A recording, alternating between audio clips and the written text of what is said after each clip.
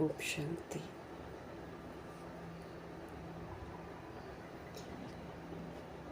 बाबा समझ दे रहे हैं कि बाप समान बनना है तो कमाल करके दिखाओ। और कमाल में क्या करना है, चाहे कोई कैसी भी रूह हो, सबके साथ स्व परिवर्तन का पाठ बजाना है। अर्थात आत्मा है हम और सतोगुणी आत्मा है हम और परमधाम के रहने वाले हैं हम। इस स्मृति से पाठ बजाना है और सभी के साथ एक जैसा व्यवहार करना है। हर तरह की जो कड़वाइश है हमारे अंदर, उसको ख़त्म करना है। होमवर्क है सीज़न की मुरली का कि बाबा किसी भी तरह की कड़वाइश हमें देखना नहीं चाहते हैं।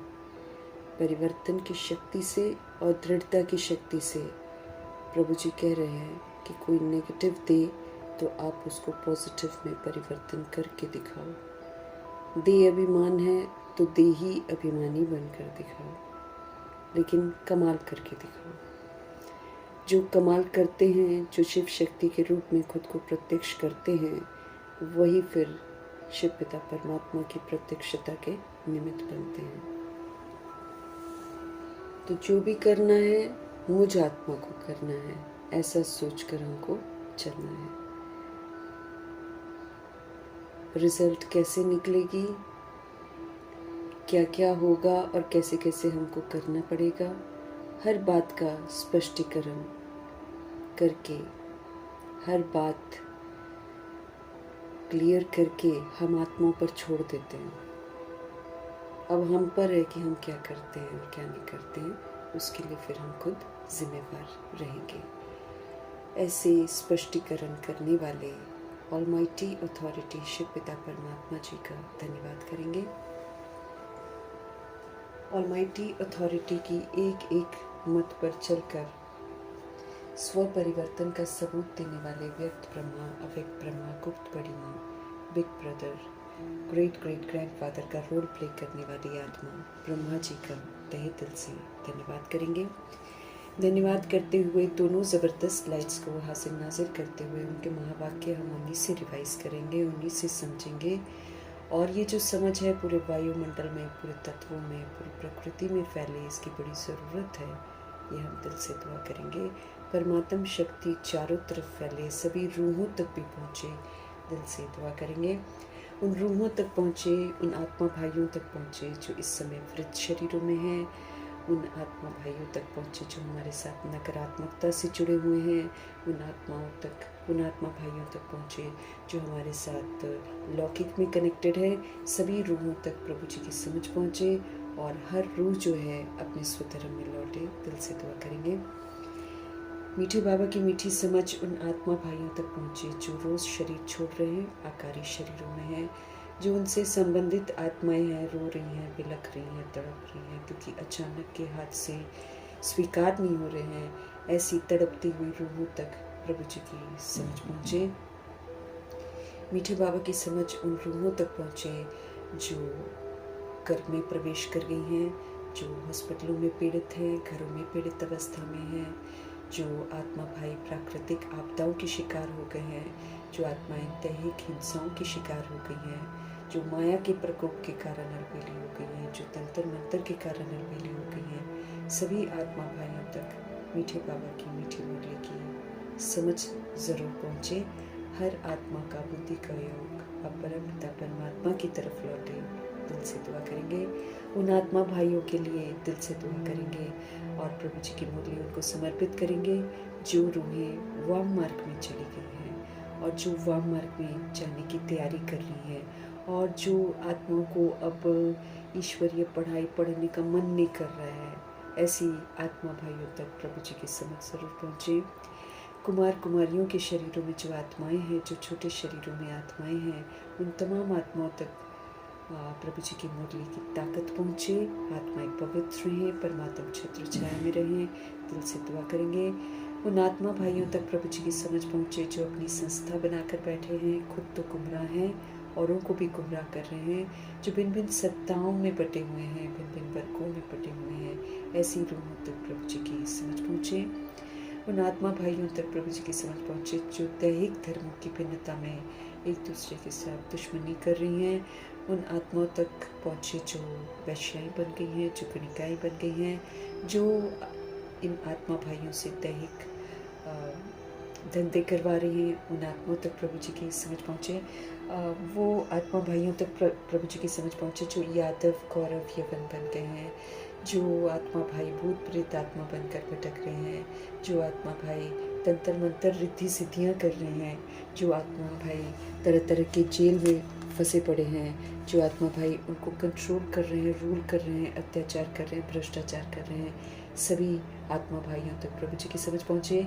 और जो हिंसात्मक बन गई हैं, जानवरों से भी बदतर हो गई हैं, ह्यूमन फ्लैश एनिमल फ्लैश खा रही हैं, उसके धंधे करवा रही हैं, ऐसे आत्मा भाइयों तक प्रभु जी की समझ पहुँचे।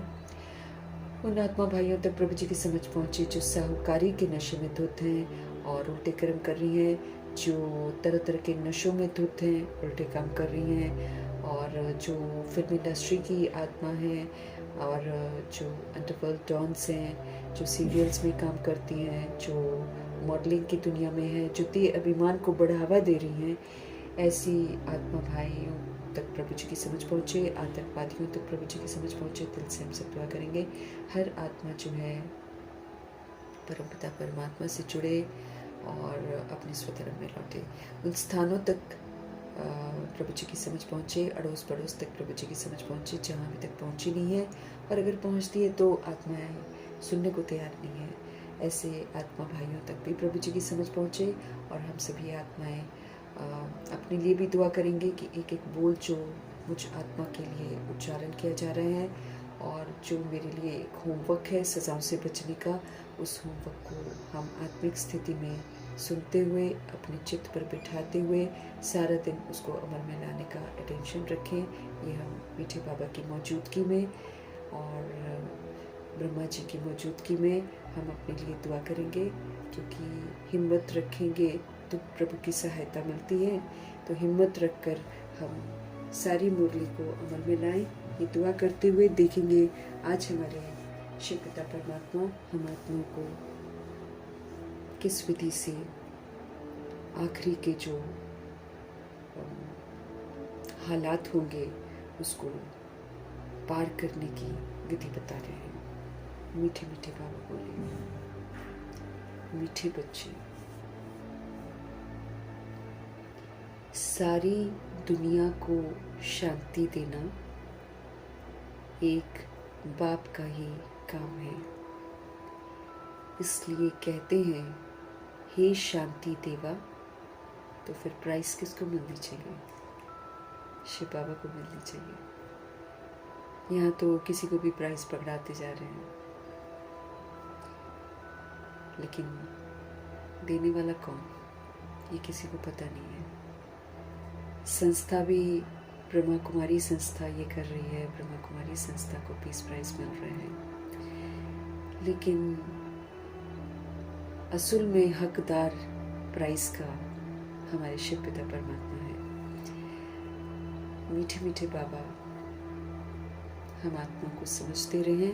मीठे बच्चे, सारी दुनिया को शांति देना ये तो एक शांति के सागर बाप का ही काम है। इसलिए कहते भी हैं हे शांति देवा। तो प्राइस भी फिर किसको मिलनी चाहिए? हमारे शांति के सागर शिव पिता परमात्मा को मिलनी चाहिए, क्योंकि बाबा ही शांत कर सकते हैं। इसलिए देखो गुलजार दादी जब विदेश गई थी तो वहाँ पर इस्राइल के लोग भी बैठे थे, ईरान के लोग भी बैठे थे, और भी तरह तरह के लोग बैठे थे जो आपस में दुश्मन थे। अब वहाँ की पब्लिक ने दादी को बोला कि ये जो ऐसे कर रहे हैं, मतलब जो विरोधी पार्टी होगा ना, उसके लिए बोला कि ये ऐसे कर रहे हैं, तो आप इनके लिए क्या कहना चाहोगे? ये सही है, गलत है, क्या कहना चाहोगे? शिक्षाओं को यथार्थ समझकर धारण करने वाली आत्मा को सारता दीजिए। कितना सुंदर उन्होंने जवाब दिया कि हम ये तो नहीं कहेंगे कि किसको क्या करना चाहिए और कौन क्या कर रहे हैं। हम तो ये कहेंगे कि परमपिता परमात्मा की शांति की किरणें उन तक पहुँचे ताकि उनके मन शांत हो जाए और उनको मालूम चले कि उनको क्या करना चाहिए। न किसी का पक्षपात लिया, एक जनरल स्टेटमेंट। और सबसे खूबसूरती दादियों की ये है कि वो कभी भी किसी चीज़ में अपने आप को लेती ही नहीं है कि हम कुछ कहें या हम कुछ राय दें। नहीं, वो बाबा को बीच में शामिल करती हैं। बाबा करेंगे, बाबा करा रहा है। उनकी हर सभा में, हर क्लास में बाबा शब्द ही क्लास से ज़्यादा निकलता है। मतलब जो वो बताती हैं उससे कहीं ज़्यादा वो बाबा शब्द यूज़ करती हैं। हर आत्मा का ध्यान परमपिता परमात्मा तरफ खिंचवाती हैं। तो कितना सुंदर जवाब है कि शांति की किरणें, क्योंकि रूहें इस समय कुछ भी कर रही हैं, अस्त व्यस्त कर रही हैं, चाहे कुछ भी कर रही हैं, वो एक्चुअली में अंदर में अशांत हैं आत्माएं। तो उन्होंने सुंदर सा ही तो जवाब दिया कि सब तक शांति की किरणें पहुँचे ताकि उनके मन सबसे पहले शांत हों, तो उनको मालूम चले कि उनको क्या करना चाहिए। तो हमारे बाबा हम सभी अशांत बन गई आत्माओं को, जो हम इतने सारे प्रश्नों से जीवन में घिर जाते हैं और बोलते हैं हमारे साथ ऐसा क्यों, उसके साथ ऐसा क्यों, जिंदगी में ऐसा क्यों, हमने तो कुछ नहीं किया, फिर उसने ऐसा क्यों किया। ऐसे ऐसे कितने सारे हमारे अंदर प्रश्न होते हैं जिसको प्रभु जी शांत कर देते हैं, हमारे सारे प्रश्नों को खत्म कर देते हैं। क्योंकि सच्चाई वो जानते हैं और हमको सच बताकर अगर हम उस सच को स्वीकार कर लेते हैं तो हम स्वतः ही शांत हो जाते हैं। तो मीठे मीठे प्यारे प्यारे शिव बाबा शांति के सागर हैं, वही शांति देवा है, वही आत्माओं को शांत कर सकते हैं, वही सारी दुनिया को शांति दे सकते हैं। तो प्राइस के हकदार भी शिव पिता परमात्मा ही है और कोई नहीं। क्योंकि क्लास भी कराते हैं तो बाबा की ही बातें तो बताते हैं, वरना तो सारी रूहें अशांत थी। बाबा के आने से पहले सारी रूहें विकारों में जा रही थी और सारी रूहें अशांत थी, क्योंकि रूह अपने स्वधर्म के विपरीत जाकर चली तो जाती है देह अभिमान में, लेकिन जाकर खुद ही अशांत हो जाती है, असंतुष्ट हो जाती है, नाखुश हो जाती है। लेकिन उसको ये नहीं पता चलता है कि मैं क्यों नाखुश हो रही हूँ। वो हमेशा अपनी नाखुशी का जो रीज़न है वो दूसरों पर थोप देती है, परिस्थितियों पर थोप देगी, मौसम पर थोप देगी, प्रकृति पर इल्ज़ाम लगा देगी, लोगों पर इल्ज़ाम लगा देगी। वो ऐसे करती है। तो जब बाबा आते हैं, हमको सारा ड्रामा का राज समझाते हैं और कितना वाजिब है कि हम अपने स्वधर्म के विपरीत जाते हैं, इसलिए हम अशांत होते हैं। और वो शांति तभी मेरे जीवन में वापस आ सकती है जब मैं विधि पूर्वक शिव बाबा का कहना मानकर अपने स्वधर्म में लौटूं। तो मेरा स्वधर्म है पवित्रता। तो मैं रूह जब अपने पवित्र स्वधर्म में लौटूंगी तभी मैं शांत होंगी। और वो पवित्रता भी बड़ी गहरी है। हर रूह के लिए अच्छा सोचना, अपकारी के लिए भी अच्छा सोचना, एक भी रूह के लिए नेगेटिव नहीं सोचना, क्योंकि हम सभी आत्मा भाई हैं। हमारा रिलेशन ऐसा है कि एक भी रूह के खिलाफ अगर हम सोचेंगे तो हम खुशी नहीं रहेंगे, हम गंदे बन जाएंगे। हमको सभी के साथ मिलकर चलना है, सब, क्योंकि हम किसके बच्चे हैं? हम शांति के सागर, प्यार के सागर के बच्चे हैं। तो as a child of God हमको सबको मिलकर रहना है। ये तो देहधारियों के परिवार में आते हैं तो देहधारी बट जाते हैं। आजकल देखो, कभी जॉइंट फैमिली था, लेकिन अब इतना न्यूक्लियर होता जा रहा है कि 3 आत्माएं भी इकट्ठा रह नहीं पाती हैं। वो भी असंतुष्ट रहती हैं, है ना।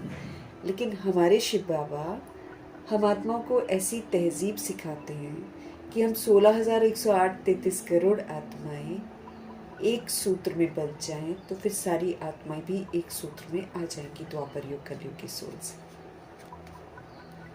तो शांति हमारे अंदर तभी आएगी जब हम एकदम संपूर्ण पवित्र बन जाएंगे, जब मेरी दृष्टि वृत्ति सोल कॉन्शियसनेस की हो जाएगी, जब मैं आत्मा चमड़ी की आंखों से नहीं लेकिन प्रकृति की आंखों से दूसरी आत्मा को देखूंगी और उसको सतोगुणी स्वरूप में देखूंगी, हमेशा शुभ भावना शुभकामना रखूंगी, हमेशा विश्व कल्याणकारी भावना रखूंगी, तब जाकर मैं आत्मा शांत होंगी। विस्तार है प्योरिटी का, तो उसमें तनिक भी खराबी आएगी, पवित्र आहार नहीं होगा, है ना, पवित्र व्यवहार नहीं होगा, तुरंत मन अशांत हो जाएगा।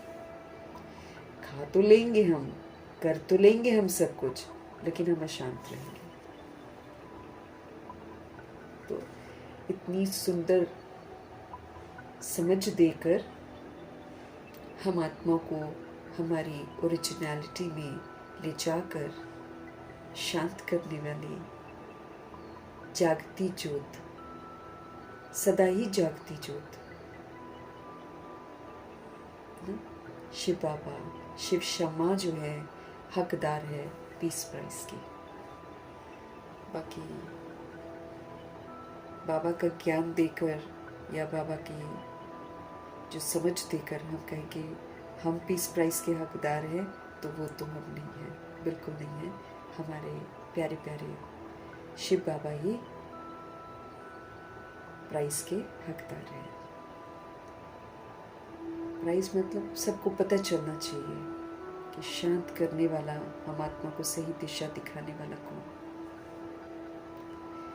प्रश्न है आज की मुरली का, कौन से बच्चे बाप को पूरा पूरा फॉलो कर सकते हैं? कायदे से हमको अपने बाबा को पूरा पूरा फॉलो करना है। तो बाबा जी स्पष्ट कर रहे हैं, कौन से बच्चे बाप को पूरा पूरा फॉलो कर सकते हैं? उनका उत्तर है, जो बाप के समान पावन बनते हैं वही पूरा पूरा फॉलो कर सकते हैं। जो बाप के समान, ब्रह्मा जी बाप समान बने हैं ना, तो उनको देखकर हमको देखना है कि जो बाप के समान पावन बनते हैं। अब यूं ही तो ये संपूर्ण पवित्रता की किताब नहीं बनी है, यूं ही ऐसे तो ब्रह्मा बाप नहीं बना है, यूं ही कर्मातीत वाली बुक नहीं बनी है, यूं ही कर्मयोगी फरिश्ता वाली किताब नहीं बनी। सारा सबूत ब्रह्मा जी ने दिया है बाप समान बनकर। उन्होंने पावन बनकर दिखाया है। तो जो बाप के समान पावन बनते हैं वही पूरा पूरा फॉलो कर सकते हैं।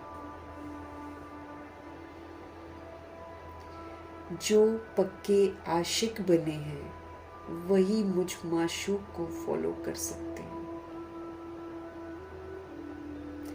ऐसे आशिकों को ही मैं साथ लेकर जाता हूँ। बाकी तो छूट जाएंगे यहीं पर, जाएंगे तो वो भी, लेकिन जाएंगे फिर सजा खाकर। बाबा ने बोला ना, पावन बनने की दो विधियां हैं, एक तो तुम कहना मानकर बन जाओ या फिर सजा खाओ। तो सजा खाकर तो सारी आत्माओं को पावन बनना ही है, तभी तो पवित्र धाम में जाएंगे। स्पष्ट कर रहे हैं भगवान जी हमको कि जो आशिक बनेंगे ना, पक्के आशिक, फेरी वाला नहीं, फेरी वाला परवाना नहीं, जो हर तरह की परिस्थितियों को, ना, जो स्व परिवर्तन करके सब कुछ पार करेंगे, वही तो आशिक है ना भगवान के। वो भगवान के लिए कुछ भी करेंगे, वो दुनिया की परवाह नहीं करेंगे। ऐसे आशिकों को ही मैं साथ लेकर जाता हूँ। इसलिए शास्त्रों में दिखाते हैं गौ का पूंछ पकड़ने से पार हो जाएंगे। अब यहाँ गौ की या पूंछ की तो बात नहीं है, बाबा कहते हैं। यहाँ तो शिव बाबा है, फिर ब्रह्मा माँ और सरस्वती माँ, ये दोनों सबसे करीब है। उसके बाद हम ब्रह्मा जी को फॉलो करते हैं तो फिर पीछे पीछे हो जाएंगे। गाय वाय की बात नहीं है। स्पष्ट कर रहे हैं बाबा हमको कि कौन से बच्चे बाप को पूरा फॉलो कर सकते हैं। जो बाप के समान पावन बनते हैं वही पूरा पूरा फॉलो कर सकते हैं। जो मतलब जैसे ब्रह्मा जी मरजीवा बन गए ना, वहीं से उनकी प्योरिटी की शुरुआत है। जब तक मेरे अंदर पुराना किचड़ा है तो हम मरजीवा नहीं बनते हैं ना। मरजीवा नहीं बनते हैं तो फिर सीधी सीढ़ी नहीं चढ़ पाते हैं। फिर कभी करेंगे फिर नीचे गिरेंगे, फिर कभी करेंगे फिर कभी नीचे गिरेंगे। तो ब्रह्मा जी तो अबाउट टर्न हो गए ना, एकदम पुरानेपन से बिल्कुल अबाउट टर्न हो गए। तो जो बाप के समान पावन बनते हैं वही पूरा पूरा फॉलो कर सकते हैं। जो एकदम पक्के आशिक बने हैं वही मुझ माशूक को फॉलो कर सकें। ऐसे आशिकों को ही मैं साथ लेकर जाता हूँ, जो सच्ची आशिकी करते हैं, वफादारी वाली। उनका बुद्धि का योग फिर कहीं और नहीं जाता है। ऐसे सच्चे आशिकों को ही शिव बाबा साथ ले जाते हैं। इसलिए शास्त्रों में दिखा देते हैं कि गौ की पूंछ पकड़ने से पार हो जाएंगे। लेकिन प्रभु जी कहते हैं यहाँ गौ की या पूंछ की तो कोई बात नहीं है। निराकार परमपिता परमात्मा तो ज्योति बिंदु है। उनके पीछे वही रूह जाती है जो ज्योति बिंदु बन जाती है, जग जाती है, वो साथ में जाती है। गीत है भगवान के लिए तू प्यार का सागर है, पर यहाँ तेरी बूंद के प्यासे नहीं है हम। यहाँ तो भगवान जी भरपूर करते हैं कि भाई तुम मेरे बन जाओ और ले लो प्यार जितना लेना है। ओम शांति। बाप दादा दोनों है ना, शिव बाबा भी और ब्रह्मा माँ भी। अब ये तो बच्चे जानते हैं कि आत्माओं का बाप शिव बाबा है। ये भी तुम जानते हो कि मैं पतित पावन हूँ, मैं निराकार हूँ।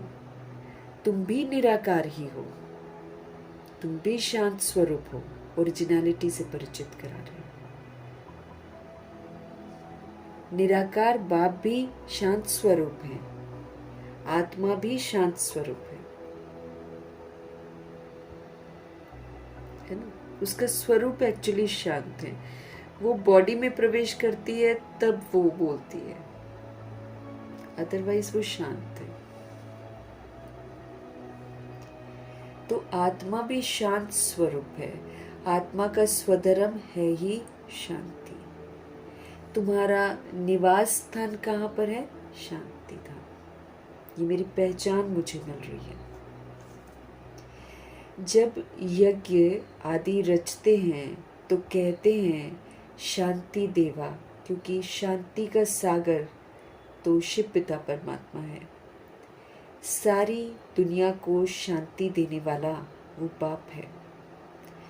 ऐसे बहुत है जिसको शांति के पीछे प्राइज मिलती रहती है। कभी किसको प्राइज मिलती है तो कहेंगे ये शांति स्थापन करने के निमित्त बने हुए हैं। इसमें बड़ों बड़ों का नाम लेते हैं। अब शांति तो चाहिए सारी दुनिया में। अब पीस प्राइज लिया हुआ है लेकिन दुनिया की हालत कितनी अशांति वाली है। मार काट छल कपट सब चल रहा है। आत्माएं कितनी अशांत हैं, अचानक मौतें हो रही हैं, उनको पता ही नहीं चल रहा है। और कितना रोती हैं, कितना बिलखती हैं, कितनी दुखी परेशान है। सीजन मुरली में बाबा ने बोला ना, दुखियों की पुकार तो सुनो, कैसे रो रहे हैं, कैसे अशांत हैं।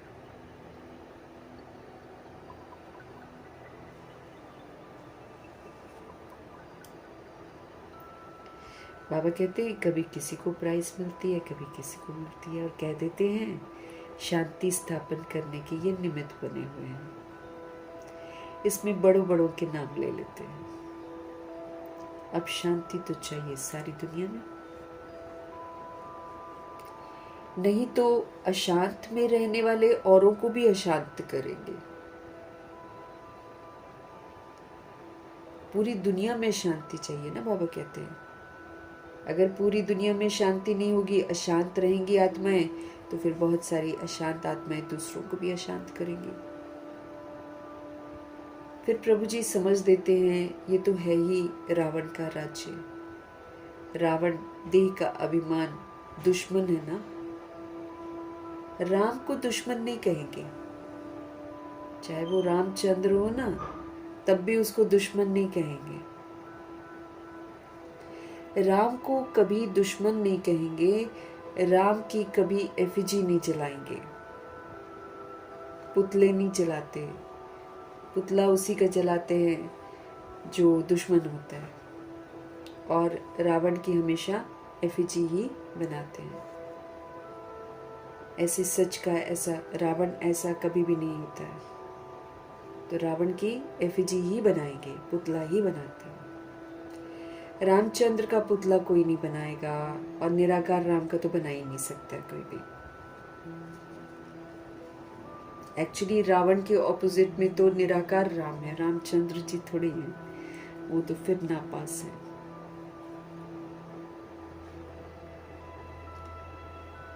बाबा कहते राम की कभी एफिजी नहीं जलाएंगे,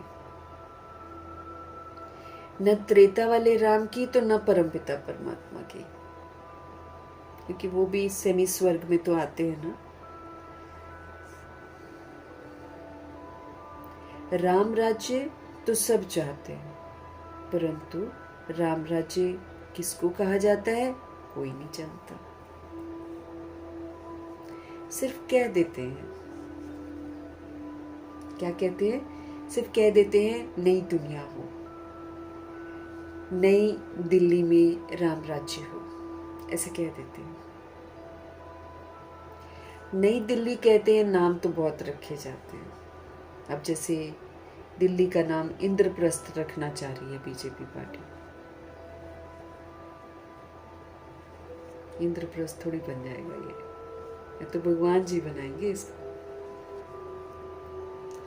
सिर्फ कह देते हैं नई दुनिया हो, नई दिल्ली में राम राज्य हो। नई दिल्ली कहते हैं, नाम तो बहुत रखे जाते हैं। दिल्ली सबकी कैपिटल रहती है हमेशा हमेशा। नॉट दिस दिल्ली, लेकिन वो दिल्ली जो छिपी हुई है अभी पूरी की पूरी है ना, तो वो जो है वो परिस्तान था। ये भी बनेगा, लेकिन ये एक हिस्सा है, लेकिन एक्चुअली तो असली दिल्ली सामने आएगी।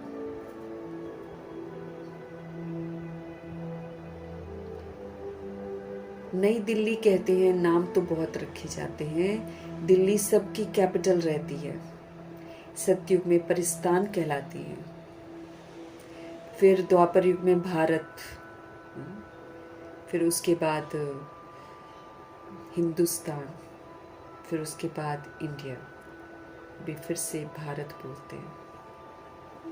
बाबा इसको परिस्तान बना रहे हैं। राधे कृष्ण को भी वहां ही दिखाते हैं। ये दोनों ही मुख्य प्रिंस और प्रिंसेस हैं, राधे और कृष्ण। अलग अलग जगह पर रहते हैं ये। सिर्फ दोनों नहीं हैं, जरूर इनके साथ और भी तो होंगे।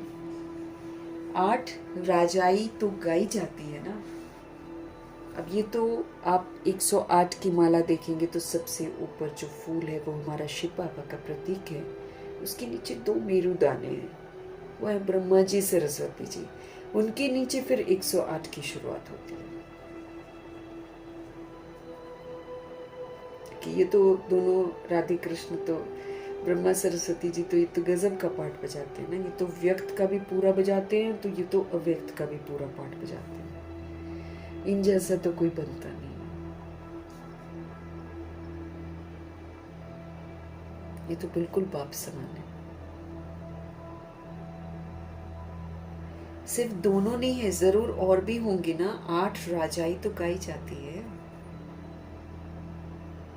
बुद्धि से काम लेना है। Lakshmi Narayan the first, the second, the third, the fourth, the fifth, the sixth, ऐसे करके 8 राजाई होती है। बाबा कहते हैं सतयुग में जरूर राजाई और भी तो होगी। यहाँ भी देखो कितनी राजाई है। वृद्धि होते होते ढेर हो जाते हैं। फलाने फलाने गांव का महाराजा, छोटे छोटे गांव भी बहुत हैं और सबके हेड बने हुए हैं। सतयुग में इतने थोड़े ही थे, वहां तो लक्ष्मी नारायण का ही नाम वाला है। 2500 वर्ष उन्हों का राज्य चला है। मनुष्य कहते हैं लाखों वर्ष हुए। विचार की बात है।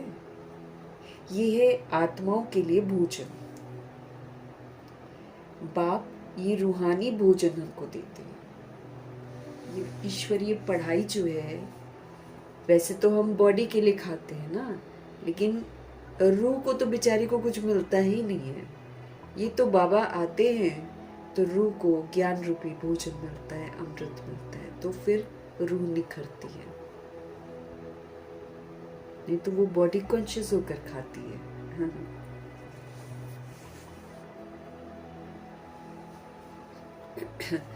मनुष्य कहते हैं लाखों वर्ष हुए। बाबा कहते विचार की बात है ना। ये ज्ञान जो है, परमात्म ज्ञान, ये हम आत्माओं के लिए भोजन है। इसको रूहानी भोजन कहते हैं। हमारे परमपिता परमात्मा हम आत्माओं को रूहानी भोजन देते हैं। तुम्हारी बुद्धि को, आत्मा को ये रूहानी भोजन मिलता है। अब समझदारी हम बुद्धि में फीड करते हैं ना। अब तुम्हारी बुद्धि का ताला खुला है। ऋषि मुनि आदि सब कहते थे हम रचता और रचना को नहीं जानते हैं। ऋषि मुनि आदि सब कहते थे हम रचता को भी नहीं जानते, हम रचना को भी नहीं जानते। अब तुम बच्चे तो ऐसे नहीं कहेंगे, क्योंकि हम तो अब रचता को भी जानते हैं और हम रचना को भी जानते हैं। कि बाबा कैसे आते हैं, शूद्रों को एडॉप्ट करके ब्राह्मण बनाते हैं। ये ब्राह्मण प्रभु जी की रचना है। फिर ईश्वरीय पढ़ाई पढ़ाते हैं। फिर हम कैसे कर्मयोगी फरिश्ता बनते हैं वो हम पर है। और फिर पुरुषार्थ करते हैं हम। फिर राजाई घराने का परसा लेते हैं।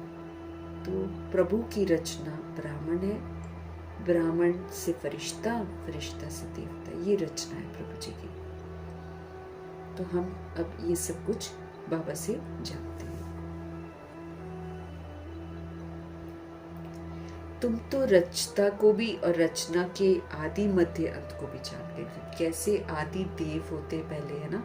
आदि में देवता होते हैं, फिर क्षत्रिय होते हैं। त्रेता युग में वो देवता नहीं कहलाते, वो क्षत्रिय होते हैं। और बाबा ये दिखाते हैं कि कैसे देने से देवता बनते हैं, लेने से क्षत्रिय बन जाते हैं। क्षत्रिय क्या करते हैं, वो सोचते हैं ऐसे हो जाए वैसे हो जाए, हाँ। और फिर वो बुराइयों को ही तोड़ फोड़ करते रहते हैं कि ये बुराई खत्म करे, वो बुराई खत्म करे, वो ऐसे हो जाए, वो ऐसे हो जाए। तो इसमें दिमाग उनका चला जाता है। क्षत्रियों का फाइटर्स हैं वो खाली। और देव कुल की जो सोल्स है वो इस बात पर यकीन करती हैं कि हम सभी रूहें सबको 7 गुरु का सहयोग दे, सबको दिव्यता का सहयोग दे। बस उनका दिमाग में ये रहता है, तो वो बन जाते हैं देवता। तो देने वाला देवता बनता है। इसलिए बाबा बोलते हैं तुम किसी से लेने की इच्छा मत रखो, तुम सबको देने का स्वभाव रखो।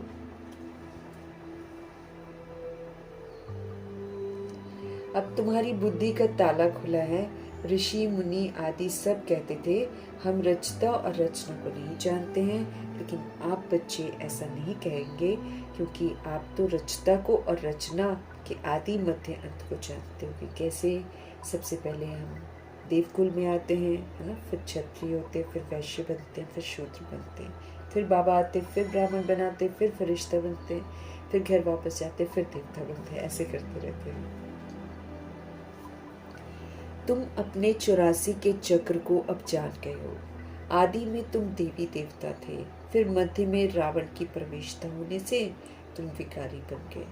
रावण हमारी बुद्धि में घुस गया, देह का अभिमान आ गया हमको, देह के अभिमान से फिर देह का आकर्षण आ गया। बस हम स्वधर्म के विपरीत चले गए और हम विकारी बन गए। अब है अंत।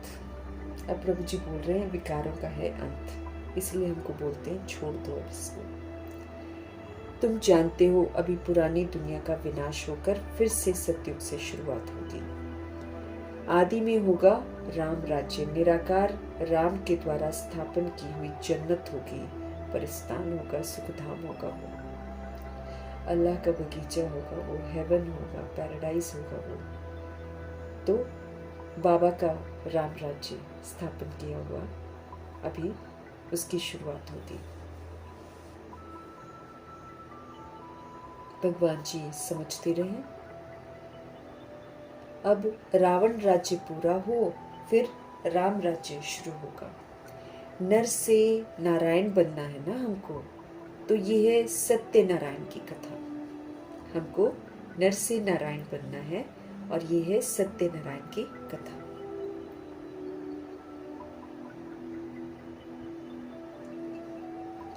तुम जानते हो सर्व शास्त्र में शिरोमणि श्रीमद् गीता है। तुम जानते हो सर्व शास्त्र में शिरोमणि श्रीमद् गीता है। श्रीमद् मिलती है श्रेष्ठ बनने के लिए। हमको श्रीमद् किस लिए मिल रही है? ताकि हम आत्माएं श्रेष्ठ बन जाए। हम एकदम भ्रष्ट बन गए हैं, तो हम भ्रष्ट बन गई आत्माओं को शिव पिता परमात्मा श्रेष्ठ मत देकर श्रेष्ठाचारी बनने की समझ दे रहे हैं, ताकि हम सारा अपना अंदर की भ्रष्टाचार को खत्म करें। जब तक मेरे अंदर देह का भान, देह का अभिमान है, तब तक मेरे अंदर भ्रष्टाचारी चलती रहेगी। अब प्रभु जी समझते रहे कि श्रीमत मिल रही है श्रेष्ठ बनने के लिए। तो जैसे कल बाबा ने हमको समझ दी थी ना कि ये मत भूलो कि मुझे याद करके अपने विक्रम विनाश करना। ये भी मत भूलो कि मुझे बाप को और वर्षे को याद करना है और फिर से वर्षा कमाना है। ये हमें हर समय याद रहना चाहिए। तो हम आत्माओं को श्रीमत मिलती है श्रेष्ठ बनने के लिए। श्री कहते हैं श्रेष्ठ को।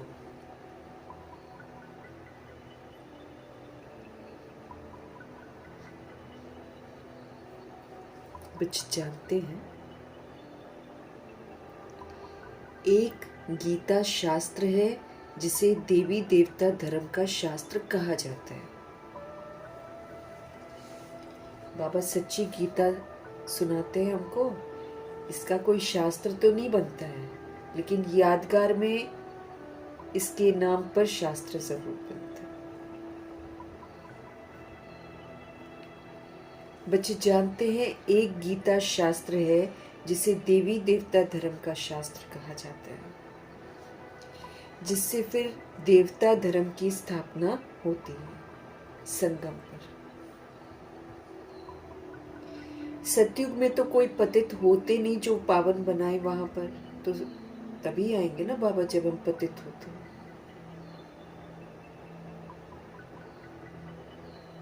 तो जो भी स्थापना का कार्य होता है वो संगम पर होता है। बाबा कहते हैं सतयुग में जाते ही पवित्र आत्माएं हैं, तो वहां तो कोई पतित होता ही नहीं है। तो बाबा को वहां पर आने की जरूरत ही नहीं है पावन बनाने की। तो अब तुमको बाप समझाते हैं गीता को पतित पावनी कह नहीं सकते हैं। गीता द्वारा पावन नहीं बन सकते। गीता के भगवान को पतित पावन कहते हैं। अब गीता पढ़ रही है दुनिया, तो बहुत सारी गीता पढ़ रही है, तो पावन थोड़ी बन जाते हैं। ये गीता जिन्होंने सुनाई है वो दुनिया वाली गीता नहीं, लेकिन जो रोज की मुरली हम सुनते हैं बाबा से, तो बाबा कहते हैं गीता के भगवान को पतित पावन कहते हैं। जिन्होंने गीता सुनाई है उनको पतित पावन कहते हैं। ये अच्छी रीति याद करो। गीता है आदि सनातन देवी देवता धर्म का शास्त्र। अब यादगार तो बनते ही है ना संगम युग के, इसलिए जो बाबा मुरली सुनाते हैं इसका शास्त्र जरूर बनता है, लेकिन उसमें वो सच्चाई पूरी नहीं होती है। भगवान के साथ कृष्ण का नाम लिखती है।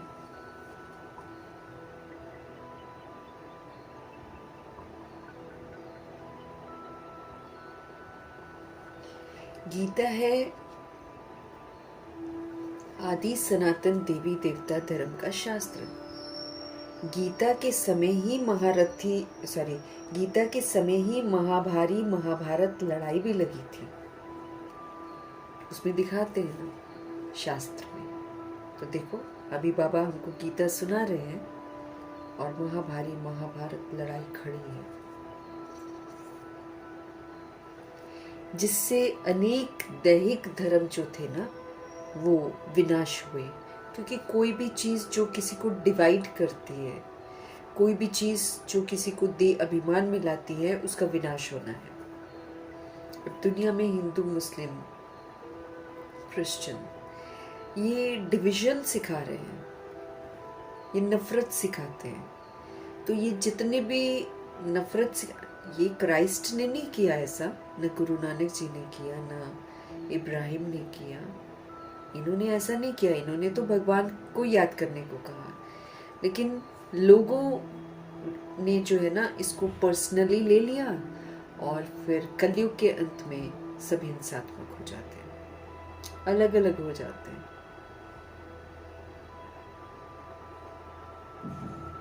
अपने धर्म में कट्टर हो जाते हैं। तो ये जितने भी डिफरेंस क्रिएट करने वाले धर्म हैं ये सारे विनाश हो जाएंगे और एक सत्य धर्म की स्थापना हो जाएगी।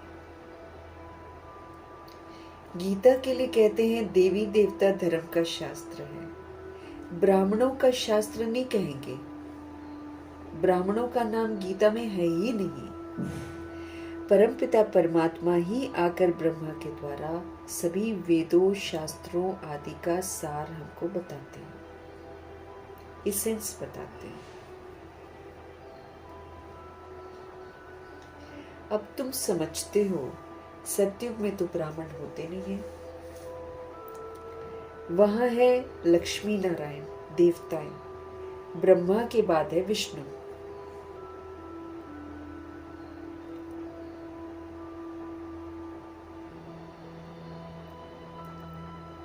बाबा कहते हैं चित्रों में भी दिखाया है कि ब्रह्मा के द्वारा स्थापना विष्णुपुरी की। ब्रह्मा जी ने विष्णुपुरी स्थापन की, तो चित्रों में भी दिखाया है ब्रह्मा द्वारा स्थापना विष्णुपुरी की। ब्रह्मा और विष्णु इकट्ठे तो नहीं होंगे। ब्रह्मा द्वारा देवी देवता धर्म की स्थापना होगी। ये डिटेल में समझने की बातें हैं। अब ब्रह्मा जी देवी देवता धर्म की स्थापना करते हैं ना, मतलब बाबा उनके थ्रू करवाते हैं, तो वो करते हैं। हमको भी ऐसे ही सत्यता और दिव्यता को एक्सेप्ट करके समझ की स्थापना करनी है, जैसे ब्रह्मा जी ने अपने लिए की है। हमको उन्होंने सिखाया कि ऐसे ऐसे करना है। बाकी भाग्य तो हमारे पुरुषार्थ का ही हमको मिलेगा। ऐसे नहीं कि ब्रह्मा जी परफेक्ट बन गए तो हमको उसका वो फ्रूट मिलेगा। नहीं, हर आत्मा को खुद का पुरुषार्थ करना है।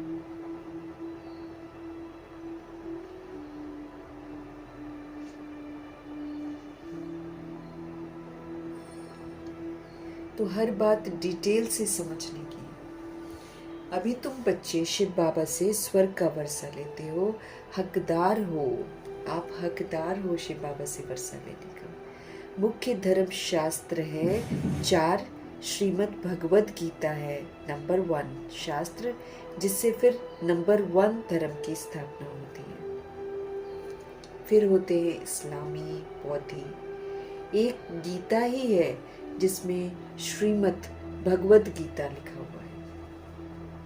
तो एक गीता ही है जिसमें श्रीमद् भगवत गीता लिखा हुआ है और कोई शास्त्र में श्रीमत नहीं है।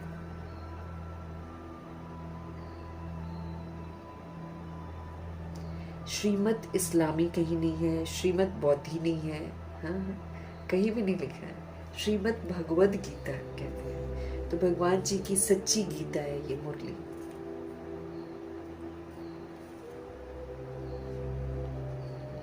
श्रीमत भगवत गीता है ही एक, उससे कौन सा धर्म स्थापन किया? आदि सनातन देवी देवता धर्म की स्थापना हुई। और स्थापना होती है कब? अंत में। ये समझने की बात है। अभी बाबा हमको टीचर के रूप में पढ़ाते हैं। ये मेरी बुद्धि में हमेशा रहना चाहिए कि मैं गॉडली स्टूडेंट हूँ और मैं भगवान से पढ़ रही हूँ या पढ़ रहा हूँ।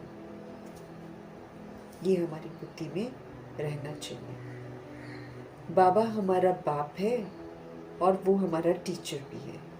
बाबा पढ़ाई से सभी की सदगति करते हैं, क्योंकि जो पढ़ेगा वो 16 कला संपूर्ण, सर्वगुण संपन्न, संपूर्ण निर्विकारी, मर्यादा पुरुषोत्तम और संपूर्ण अहिंसक बनेगा। और जो बनेगा वो स्वर्ग में जाएगा। स्वर्ग का वर्षा सदगति है।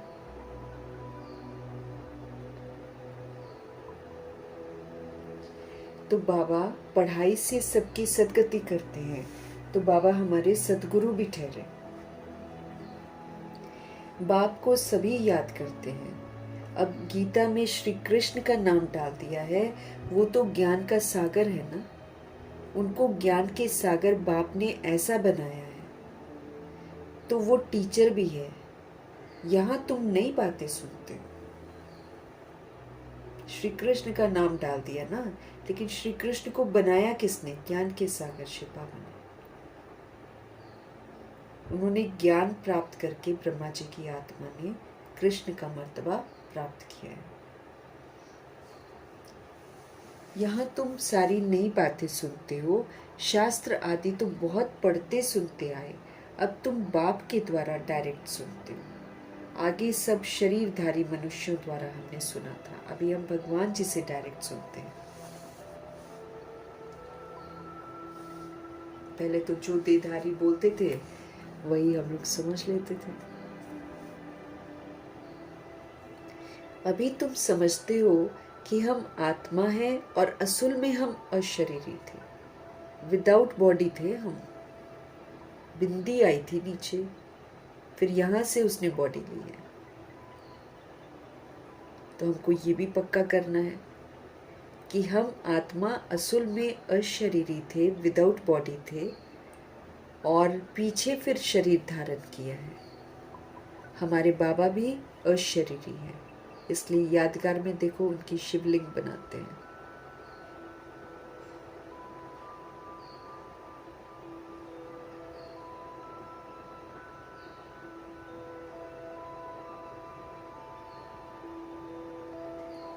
बाबा कह रहे हैं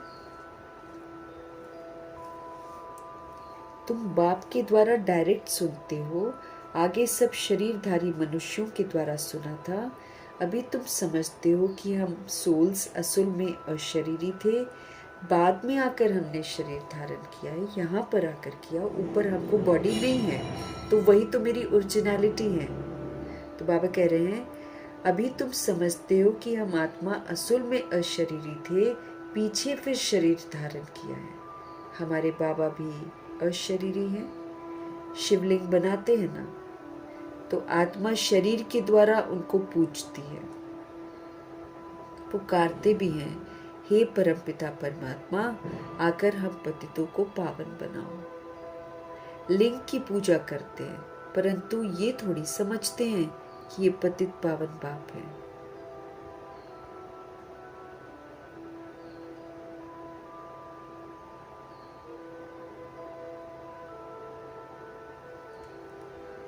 पुकारते भी हैं, हे परमपिता परमात्मा, आकर हम पतितों को पावन बनाओ। लिंग की पूजा करते हैं, परंतु ये थोड़ी समझते हैं कि ये पतित पावन बाप है जिसको हम पुकारते हैं। पुकारते जरूर हैं, लेकिन जब शिवलिंग की पूजा करते हैं उनको ये नहीं पता है कि ये भगवान का प्रतीक है और हम सब इनको पुकारते हैं।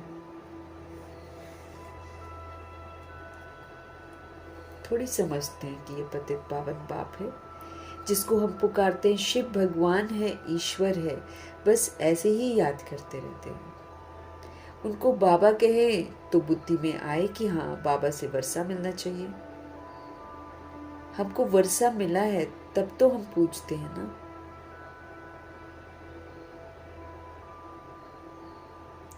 उनको बाबा कहें तो बुद्धि में आए कि बाबा से वर्षा मिलना चाहिए।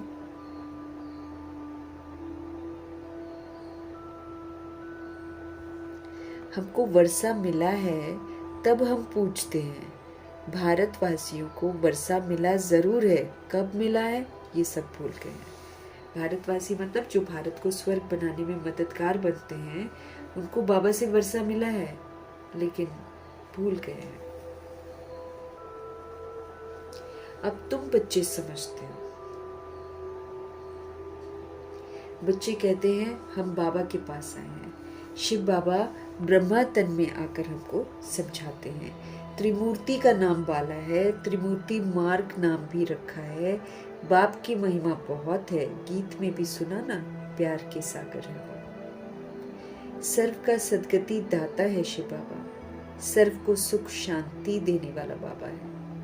सर्व का दुख हरता है, सुख करता है।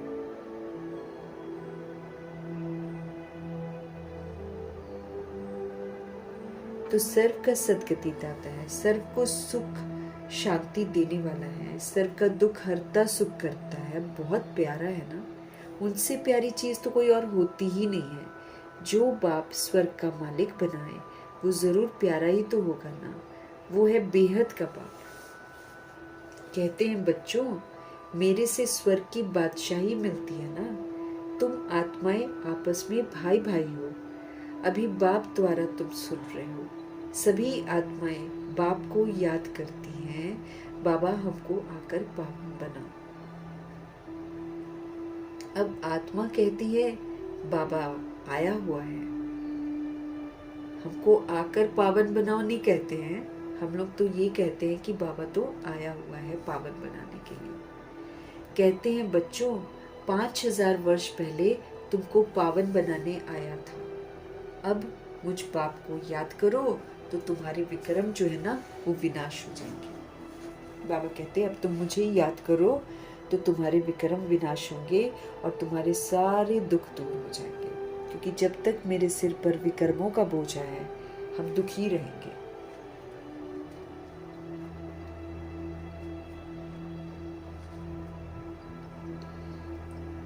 बाबा कहते हैं अब मुझ बाप को याद करो तो तुम्हारे पाप कर्म विनाश होंगे और तुम्हारे सब दुख दूर हो जाएंगे। पुकारते भी हैं हे पतित पावना, अथवा तालियां बजाते रहते हैं, रड़ियां मारते रहते हैं, पतित पावन सीताराम।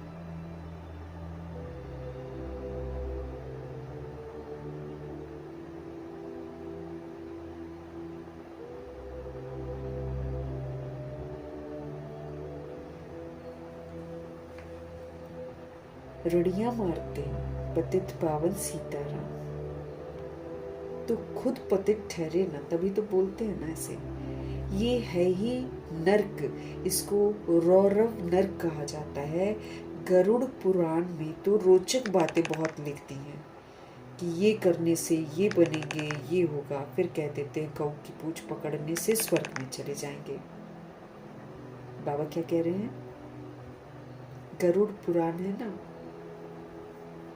शास्त्र जो बना रखे हैं, बाबा कहते हैं उसमें ना बड़ी रोचक बातें लिखती हैं कि ये करने से ये बन जाएंगे, जानवर बन जाएंगे, है ना, ये होगा। वो तो बोलते हैं गरम गरम तेल में डाल दिया जाता है। कुछ कुछ बनाते रहते हैं, लोगों को सुनाते रहते हैं, डराने की कोशिश करते हैं, लेकिन कोई डरता ही नहीं है। क्यों? क्योंकि मनुष्यों की लिखी हुई बातें हैं।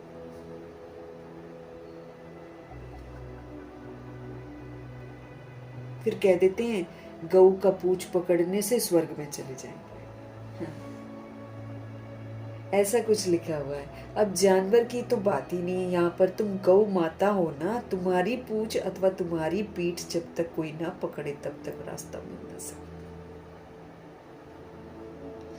बाबा बच्चों को गौ बोल देते। गाय बहुत इनोसेंट जीव है। ये तो अब बन गए हैं बेचारे गंदी, क्योंकि मम्मा भी बोलती है कि कुछ हिसाब किताब होते हैं इनके, वरना तो गाय सबसे स्वीट स्वीट वो है एनिमल। लोग तो कहते भी हैं, कई लोग कहते हैं कि जिसको घर के अंदर रखना चाहिए वो आज सड़कों पर है, और जिसको सड़कों पर होना चाहिए लोगों ने उसको घर में बिठा रखा है। हाँ, डॉग्स कैसे रखते हैं लोग, है ना, कैसे गाड़ियों में भी घुमाएंगे, कैसे उनको साथ साथ रखते हैं। और गाय जिसको रखना चाहिए, जिसका दूध पीते हैं, वो बेचारी सड़कों पर भटकती है। कितनी भूखी है आजकल की गाय। अगर वो दूध नहीं दे पाती हैं तो फिर उनको काट के उनका बीफ जो है वो एक्सपोर्ट करते हैं। कितना करोड़ों रुपया कमाते हैं इससे, फिर कहते हैं हम हिंदू हैं। बाबा कहते तुम गौ माता हो। इनोसेंट बनना है, विचार सागर मंथन करना है। जैसे गाय उगारती रहती है ना, गाय को माँ इसलिए भी कहते हैं क्योंकि गाय जब देखती है ना, जो उसको पालता है, गाय जब देखती है कि वो पालने वाला बीमार हो गया ना, तो बाहर जब जाती है घास वास चरने, तो वहां पर वो चीज खाकर आती है जिससे कि उसके मालिक का दुख दूर हो जाए। उनको पता होता है किस चीज में ये है, वो ऐसे ही मुंह नहीं लगाती है किसी चीज को, वो पहले सूंघती है, देखती है, अगर वो लायक होता है ना तब मुंह में डालती है। इसलिए इसको माँ कहा जाता है, क्योंकि ये बीमारी समझ जाती है कि कौन सी बीमारी हो गई है मालिक को। फिर वही वाला घास खाकर आती है, फिर वही दूध देती है, फिर वही दूध पीकर वो आत्मा ठीक हो जाती है, ऐसे कहते हैं। तो ये बहुत स्वीट जानवर है, ये सतयुग में भी होते हैं और ये पवित्र होती है गाय। ये तो अब मनुष्यों ने उसको बैड बना दिया है, वरना वो सबसे स्वीट एनिमल है। तो बाबा भी, जब बाबा के बच्चे इनोसेंट बनते हैं ना, तो फिर बाबा उनको गौ माता बोलते हैं। कहते हैं तुम्हारी पूछ अथवा तुम्हारी पीठ जब तक कोई ना पकड़े तब तक रास्ता किसी को मिल ही ना सके। पूछ तो है नहीं, कहते भी हैं तुम्हारी पूछ पकड़ कर तर जाएंगे। अब यहाँ पूछ को तो पकड़ना नहीं है, लेकिन फॉलो करना होता है। तो हमको किसको फॉलो करना है? सबसे बड़ी प्यारी सी गौ माँ को, एंड दैट इज ब्रह्मा माँ।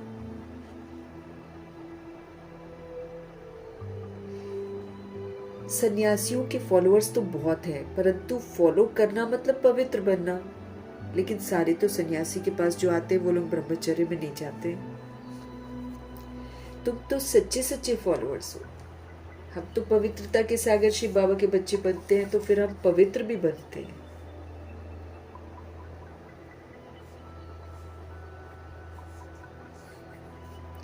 तुम तो सच्चे सच्चे फॉलोअर्स हो। शिव बाबा कहते हैं मैं आया हूं तुम सबको वापस ले जाने के लिए।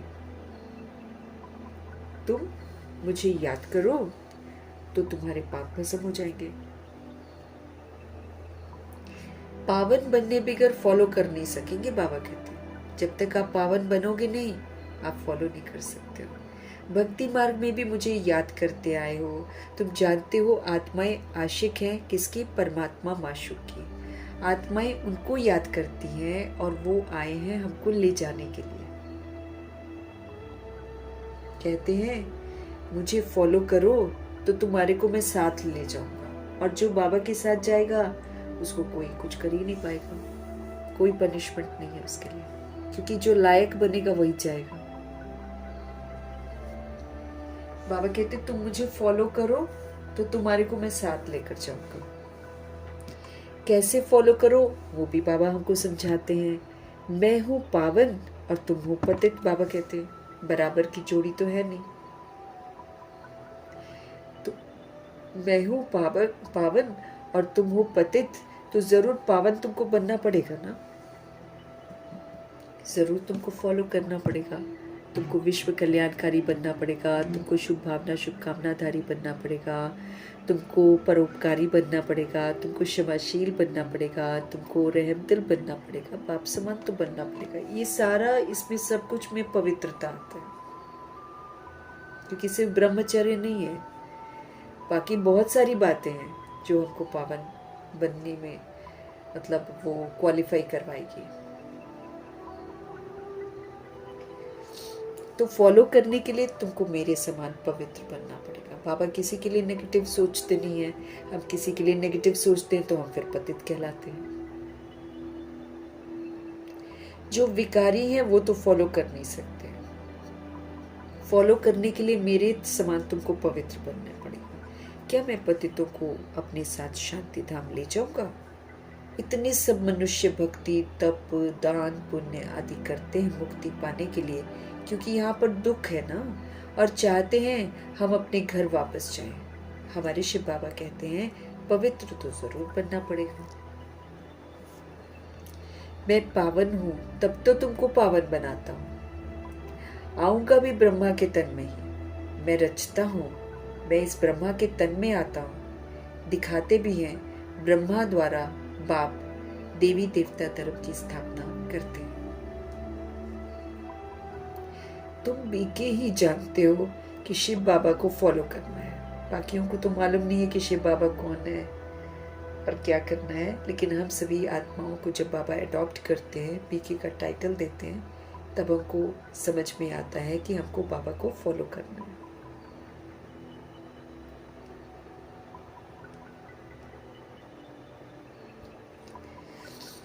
बाप कहते हैं मुझे तुम याद करो तो मैं तुम्हें प्रतिज्ञा करता हूं पावन दुनिया में ले चलूंगा। और कोई उपाय है ही नहीं, बाबा कहते हैं, सिवाय याद के और कोई उपाय ही नहीं है पावन बनने का। कहते हैं पतित पावन या तो दृष्टि ऊपर चली जाती है या तो पानी की तरफ देखते हैं। बाबा कहते हैं गंगा तो पतित पावनी नहीं है, ये तो सागर से निकली हुई नदियां हैं। अब पूछ तो तुम्हारा पकड़ना चाहिए, मतलब तुमको फॉलो करना चाहिए। बाबा हमको कहते हैं तुमको पावन बनना है, मेरे को फॉलो करना है, तभी तुम मेरे साथ चल सकेंगे। साफ स्पष्ट कर रहे हैं, तुमको पावन बनना है, उसके लिए तुमको मेरे को फॉलो करना है और तभी तुम मेरे साथ चल सकेंगे। हमारे बाबा कहते हैं तुम मेरे साथ रहने वाले थे, अब 84 का चक्र लगाकर तुम पतित बने हो, अब फिर तुम मेरे को याद करो तो पावन बनेंगे।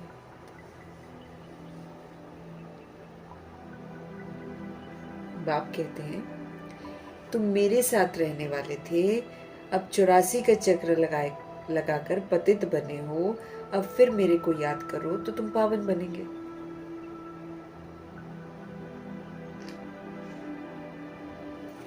सन्यासी भी गृहस्थी को कहते हैं फॉलो करना है तो घर बार छोड़ दो। बाप कहते हैं मैं परम धाम में रहता हूँ, तुम भी चलेंगे या यहाँ ही विषय सागर में रहना तुमको अच्छा लगता है? तुम तो पुकारते आए हो हे पतित पावन आओ, अब बाप आए हैं साथ ले जाते हैं तो चलो ना, तैयार हो जाओ।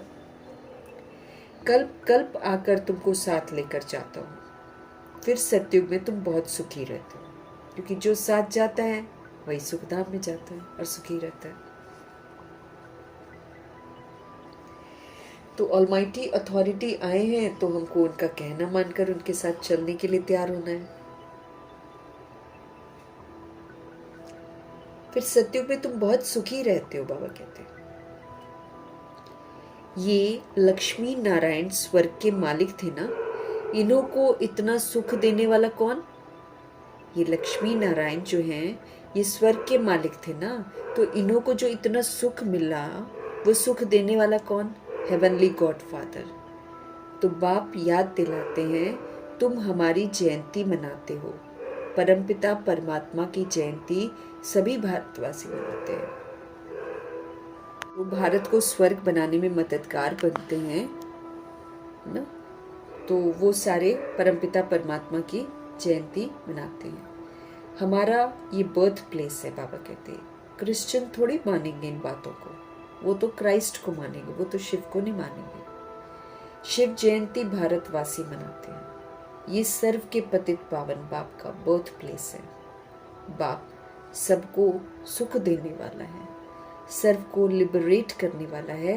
तो भारत कितना ऊंच है जहां भगवान जी आते हैं। सभी को दुखों से लिबरेट करते हैं भगवान जी। बाप जानते हैं कि ड्रामा अनुसार जब हमारे बच्चे बहुत दुखी हो जाते हैं तब मैं आता हूँ वर्षा देने के लिए।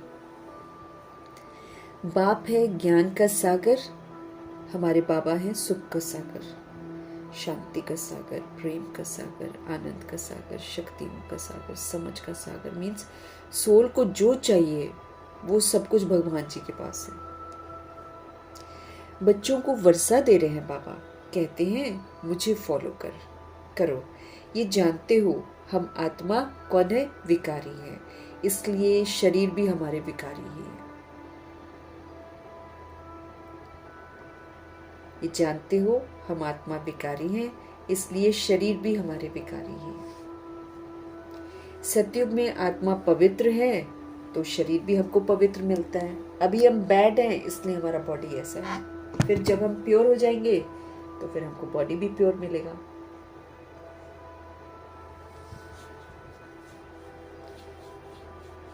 सतयुग में आत्मा पवित्र है तो उसको शरीर भी पवित्र मिलता है। अब शिव बाबा को कहते हैं बच्चे अब पावन बनो, याद से ही तमो प्रधान से हम सतो प्रधान बनेंगे और कोई रास्ता नहीं है। या तो फिर सजाएं हैं, उसमें फिर सजाएं खाकर बाबा को याद करते हैं ना, करते उसमें भी बाबा को याद है, लेकिन हाय हाय त्राही त्राही करके फिर याद आती है ना भगवान जी की जब तकलीफें होती हैं तो। लेकिन याद ही माध्यम है। भले सजा है ना तो सजा में भी तो याद ही करते हैं तड़प तड़प के।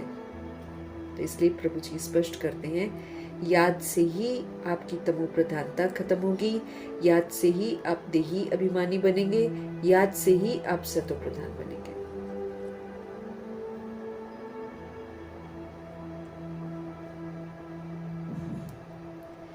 बाबा कहते हैं बच्चों को वर्षा दे रहा हूं, अब मुझे तुम फॉलो करो। ये जानते हो हम आत्मा विकारी हैं, इसलिए शरीर भी मेरे को विकारी मिला हुआ है। सतयुग में सोल पवित्र होती है तो उसको कंचन काया मिलती है, पवित्र बॉडी होती है। अब बाप कहते हैं बच्चे आप पावन बनो, याद से ही तमो प्रधान से हम सतो प्रधान बनेंगे। याद से मेरी तमो प्रधानता खत्म हो जाएगी, याद से फिर हम सतो प्रधान बनेंगे। अच्छा, मीठे मीठे सिकिलदे बच्चों प्रति माता पिता बाप दादा का याद प्यार और कुटुंबी। रूहानी बाप की रूहानी बच्चों को नमस्ते। हम रूहानी बच्चों की भी रूहानी बाप को दिल से, जान से, सिख से, प्रेम से, अदब से, पूरे रिस्पेक्ट से, पूरे रिगार्ड से, पूरी मोहब्बत से, स्नेह भरी प्यार भरी नमस्ते और तहे दिल से मीठे परमपिता परमात्मा जी का धन्यवाद करते हुए धारणा के लिए मुख्य सार है। बाप से स्वर्ग का वर्षा लेने के लिए मैं आत्मा भाई भाई हूं, ये पक्का करना है। क्योंकि देखो स्वर्ग में यूं ही नहीं हम जाएंगे, उसके लिए तो फिर संपूर्ण पवित्रता चाहिए, दैहिक भान एकदम खत्म हो जाना चाहिए, आत्मा भाई भाई की स्मृति रहनी चाहिए। क्योंकि हमको संकल्प भी पवित्र चाहिए, हमको दृष्टि भी पवित्र चाहिए, हमको वृत्ति भी पवित्र चाहिए, हमको कृति भी पवित्र चाहिए, सब चीज में पवित्रता चाहिए, पूरी की पूरी प्योरिटी चाहिए। देखने में, सुनने में, बोलने में, खाने में, पीने में, रहने में, सब चीज में प्योरिटी चाहिए। और ये जो दृष्टि है ये आत्मा भाई भाई की चाहिए। जहां थोड़ा सा आत्मा भाई भाई की स्मृति से हम विस्मृत हैं, वहां हम मेरे को स्वर्ग में जाने ही नहीं मिलेगा।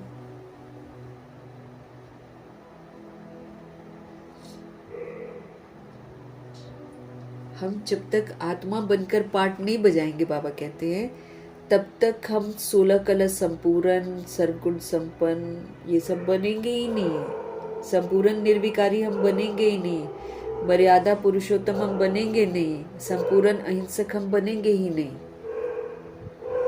तो स्पष्ट कर रहे हैं बाबा कि बाप से स्वर्ग का वर्षा लेने के लिए मैं आत्मा भाई भाई हूँ, ये पक्का करना है। क्यों? क्योंकि हमको बदलना है और बदलकर सारे विश्व को बदलना है।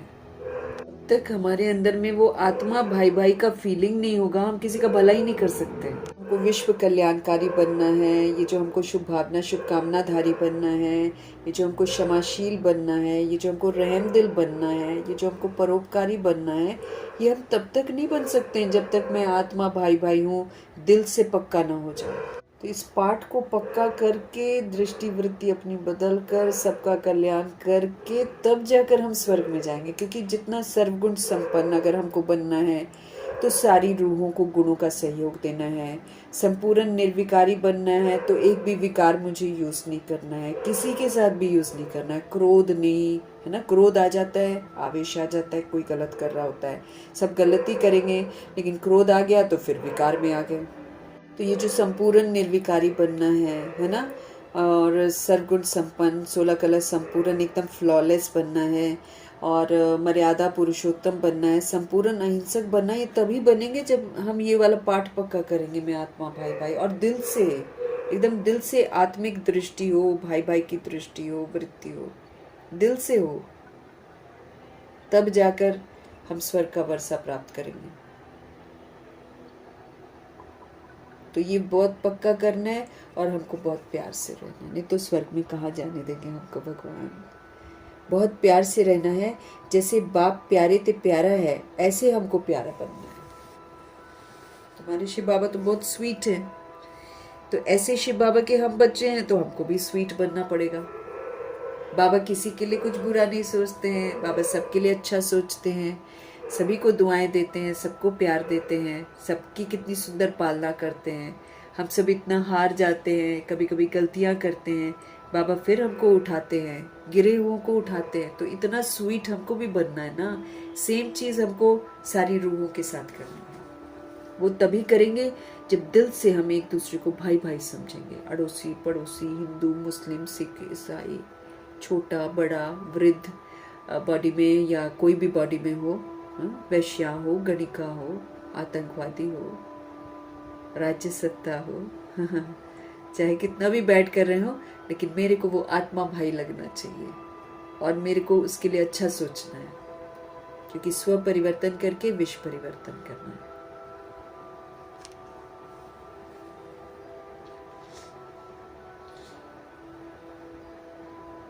अच्छे से समझना है हमको। हमारी बड़ी चेकिंग होगी, ऐसे नहीं कुछ मिलेगा हमको, बहुत अच्छे से। और प्रैक्टिकल रोज के मार्क्स मिल रहे हैं हमको वतन के रजिस्टर में। ऑटोमेटिकली रेड मार्क भी लग रहा है, ऑटोमेटिकली अच्छा ग्रेस मार्क्स भी मिल, सब कुछ ऑटोमेटिक चल रहा है ऊपर रजिस्टर में हमारे। हम जो कर रहे हैं वहां रिकॉर्ड हो रहा है। तो प्रभु जी हमको बोल रहे हैं, भाई आत्मा भाई भाई हो, प्यार से रहो, क्योंकि प्यार की दुनिया है ना सतयुग। तो वहाँ की सारी विशेषताएं हमारे में यहाँ पर होनी चाहिए। तो प्यार करना है तो फिर सभी को करना है और एक जैसा ही करना है। बहुत प्यार से हमको रहना है, जैसे बाप प्यारे थे प्यारा है ना, ऐसे हमको भी प्यारा बनना है। स्पष्ट कर रहे हैं।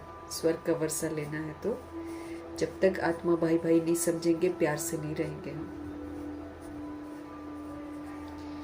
बाप समान पावन बनकर बाप को पूरा पूरा फॉलो करना है मेरे को।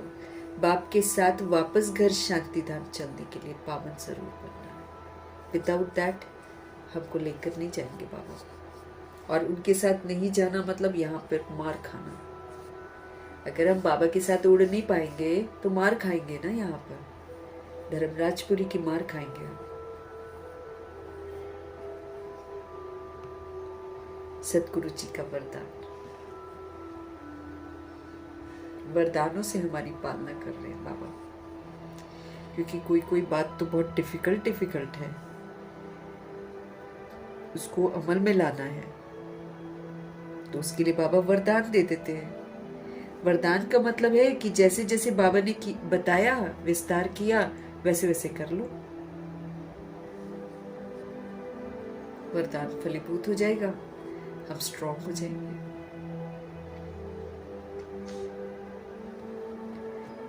निर्बल आत्माओं में शक्तियों का फोर्स भरने वाला ज्ञान दाता सुवरदाता भव। अब ज्ञान मिल रहा है तो ज्ञान को धारण करके उसका दाता बनना है। धारण करके, धारणा ही मीन्स हमारा आचरण में आ जाए वो समझ। सुने का कोई नहीं, समझ का जब हम पाठ बजाएंगे, जैसे अशांति हो गई दुनिया में, है ना, हलचल हो गई, हम अचल हैं, हम शांत हैं, स्थिर हैं, संतुष्ट हैं, तो ये क्या हो गया? ज्ञानदाता समझ का सहयोग दे रहे हैं। चिल्लाने से, चीखने से, क्यों क्या करने से तो कुछ नहीं होगा। सब कुछ एक्सेप्ट करेंगे, शांत रहेंगे, स्थिर रहेंगे, तब नंबर मिलेंगे। तब दूसरी सोल भी देखकर शांत हो जाएगी, स्थिर हो जाएगी। अब जैसे कभी हलचल होती है तो एक जना हल चलाए, दूसरा भी हलचल में आ जाएगा। लेकिन अगर हलचल वाले वायुमंडल में आप एक जगह पर आराम से स्थिर हो, दूसरे को हिम्मत आ जाएगी, वो भी स्थिर हो जाएगा। ये वाला पार्ट बजाना है। तो जो सोल्स निर्बल हो गई हैं, कमजोर आत्माएं हैं, उनमें शक्तियों का फोर्स भरने वाला ज्ञानदाता सो वरदाता भव। अब ये जो वरदान हमको मिलते हैं, इनको यूज करना है, अपना बनाकर इसको सेवाओं में लगाना है, तो हम बन जाएंगे वरदाता।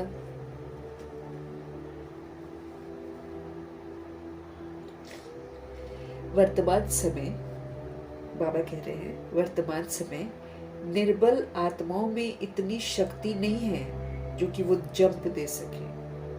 उन्हें एक्स्ट्रा फोर्स चाहिए। तो आप विशेष आत्माओं को स्वयं में विशेष शक्तियां भरकर उन्हें हाई जंप दिलाना है।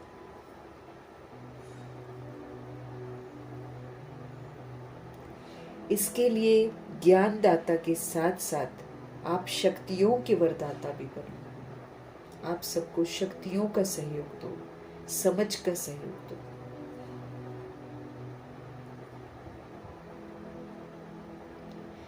रचता का प्रभाव रचना पर पड़ता है। हम जो करते वही तो रचना बनती है। तो रचता का प्रभाव रचना पर पड़ता है, इसलिए वरदानी बनकर अपनी रचना को सर्व शक्तियों का वरदान। कितना इसको देखो, कितने ध्यान से आपको समझना चाहिए। क्या कह रहे हैं भगवान?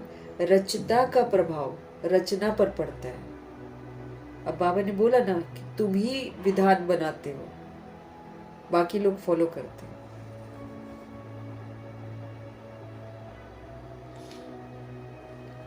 तो रचता जो होता है, जिसने किया होता है, उसका प्रभाव रचना पर पड़ता है। इसलिए अब आप वरदानी बनो। वरदानी बनकर क्या करो, अपनी जो रचना तुमने रच रखी है ना पहले की, उसको सर्व शक्तियों का वरदान दो। जैसे बाबा ने हमको पावर्स दी हैं, बाबा हमको स्ट्रांग बनाते हैं, ऐसे बाबा कहते वही शक्तियां जो तुम्हारी वजह से रचना बन रखी है, उनको तुम शक्तियों का वरदान दो।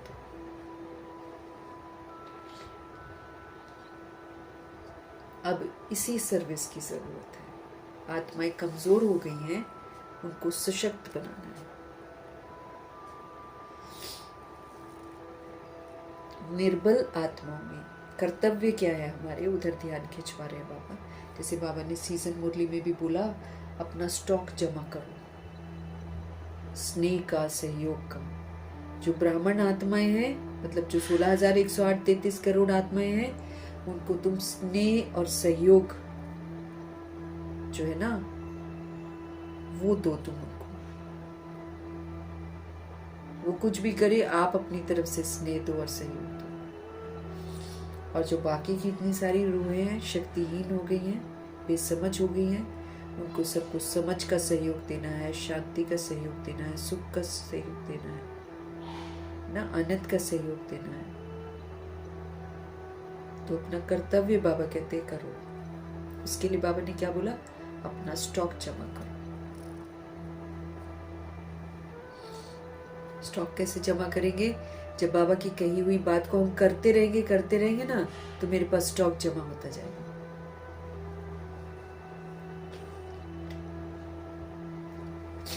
बाबा कहते हैं, निर्बल आत्माओं में शक्तियों का फोर्स भरने वाले ज्ञान दाता सो वरदाता भव। समझ मिल रही है? समझ से शक्तियों को यूज करना है, अपने पास स्टॉक जमा करना है, फिर जो कमजोर है आत्माएं उनको उसका सहयोग देना। जैसे कोई विस्तार कर रही हो आत्मा, और मैं विस्तार को सार करने की ताकत यूज करूं, तो धीरे धीरे वो भी सार में आ जाएगी ना।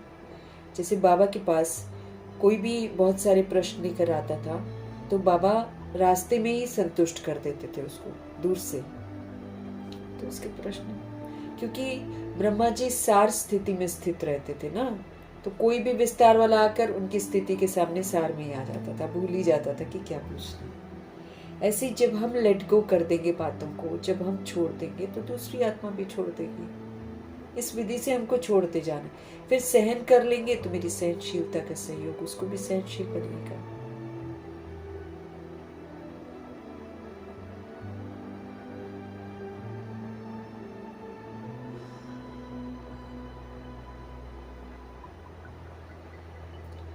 तो वर्तमान समय जो चल रहा है, बाबा कहते हैं निर्बल आत्माओं में शक्ति नहीं है, बाबा कहते हैं, जो कि वो जंप दे सके, उनको एक्स्ट्रा फोर्स चाहिए। आप विशेष आत्माओं को अपने अंदर विशेष शक्ति भर करके उन्हें हाई जंप दिलाना है। बाबा के साथ विशेष योग लगाएंगे, विशेष ताकत की प्राप्ति होगी। अब जो भगवान से मिला है वो सबको देना। ब्रह्मा जी यही तो करते हैं, भगवान जी से जो जो मिला है सबको देने में ही लगे हुए हैं, अपने लिए भी यूज नहीं करते, अपने लिए रखते नहीं है, अपने तुरंत सेवाओं में लगा रहे हैं वर्ल्ड की सारी सोल्स के लिए। तो आप विशेष आत्माओं को स्वयं में विशेष शक्ति भर करके उन्हें हाई जंप दिलाना है। इसके लिए ज्ञान दाता के साथ साथ आप शक्तियों के वरदाता भी बनो, बाबा कहते हैं। ज्ञान तो धारण करना ही करना है, लेकिन शक्तियों को देने वाले भी बनो। रचता का प्रभाव रचना पर पड़ता है, इसलिए वरदानी बनो, और जो तुमने रचना रच रखी है, अपनी रचना को सर्व शक्तियों का वरदान दो, ताकि वो भी शक्तिशाली बने। अभी इस सर्विस की जरूरत है, कमजोर को सशक्त बनाने की जरूरत है।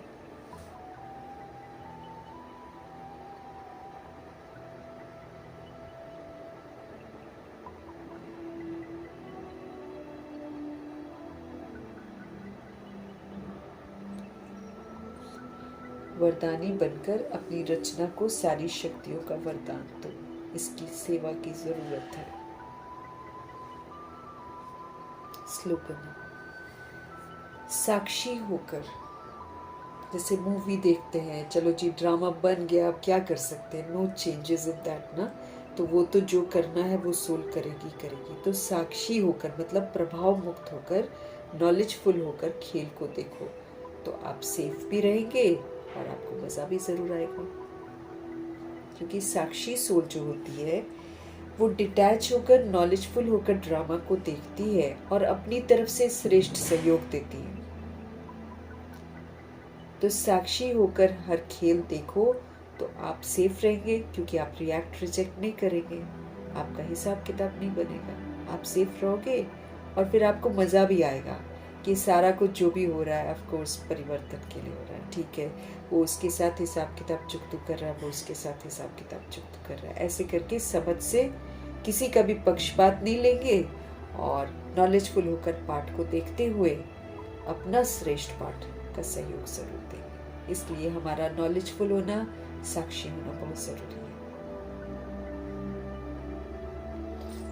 डिटैच होकर देखना है, किसी का पक्षपात लेकर नहीं देखना है, प्रभाव मुक्त होकर देखना है, किसी के हिसाब किताब में दखल अंदाजी नहीं करनी है। अगर मुझको सेफ रहना है तो मुझे साक्षी होकर ड्रामा की हर सीन को देखना है। साक्षी आत्मा कभी नहीं कहेगी क्यों, क्या, कैसे, ऐसे वैसे, ऐसा नहीं होना चाहिए, वैसा नहीं, कभी नहीं कहेगी।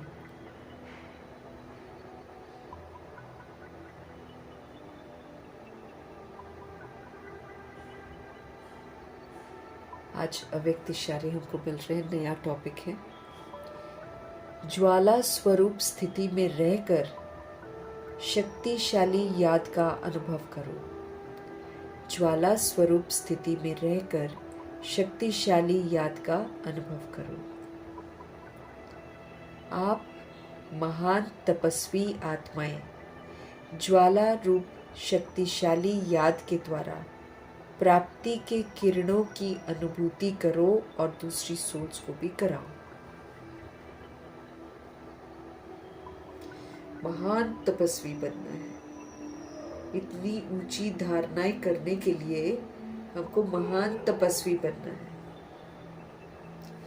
तो आप महान तपस्वी आत्माएं ज्वाला रूप शक्तिशाली याद के द्वारा जो प्राप्ति है ना, प्राप्तियों के किरणों की अनुभूति खुद भी करो, क्योंकि जब हम योग लगाएंगे, याद करेंगे, तो हमको प्राप्तियां तो जरूर होंगी।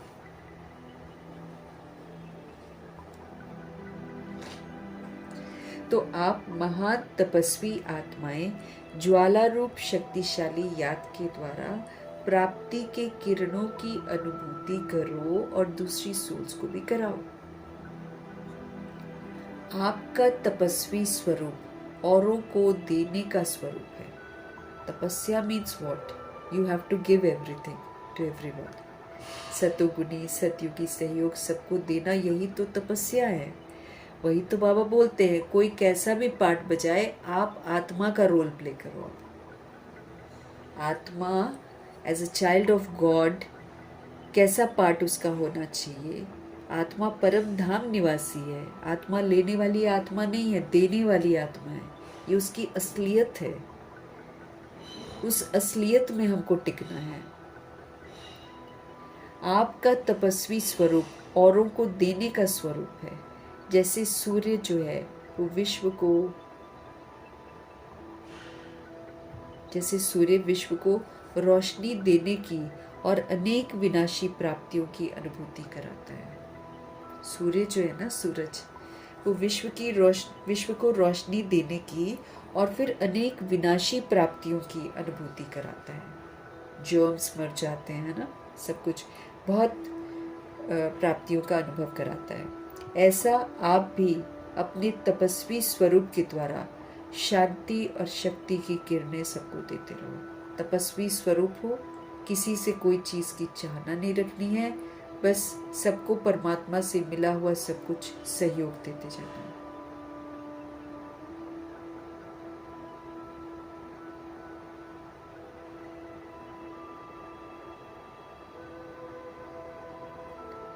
तो महान तपस्वी आत्मा समझना है अपने आप को।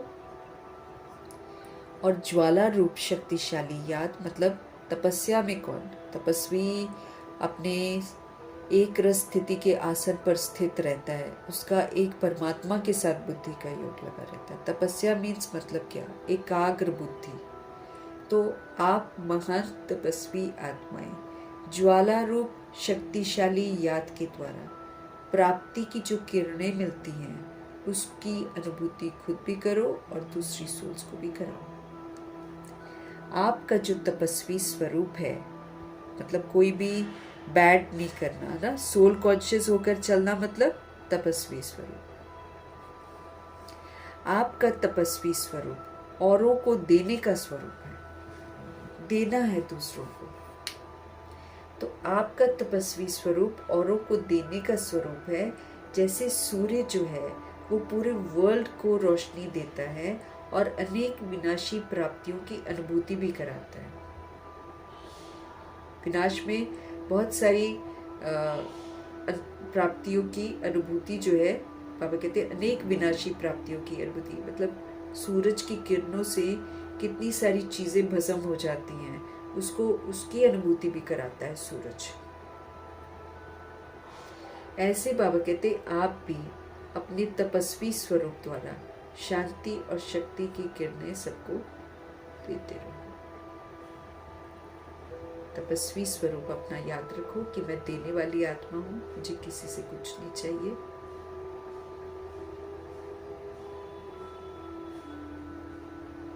और शांति की और शक्ति की किरणें सब तक रेडिएट करो। अपना तपस्वी स्वरूप रखो और अपने तपस्वी स्वरूप के द्वारा हमेशा बुद्धि में रखो कि मुझे सबको शांति का सहयोग देना है, मुझे सबको शक्तियों का सहयोग देना है, मुझे सबको खुशी का सहयोग देना है, संतुष्टता का सहयोग देना है, मुझे सिर्फ और सिर्फ सबको सत्यता और दिव्यता का सहयोग देना है, देना ही देना है बस मुझे।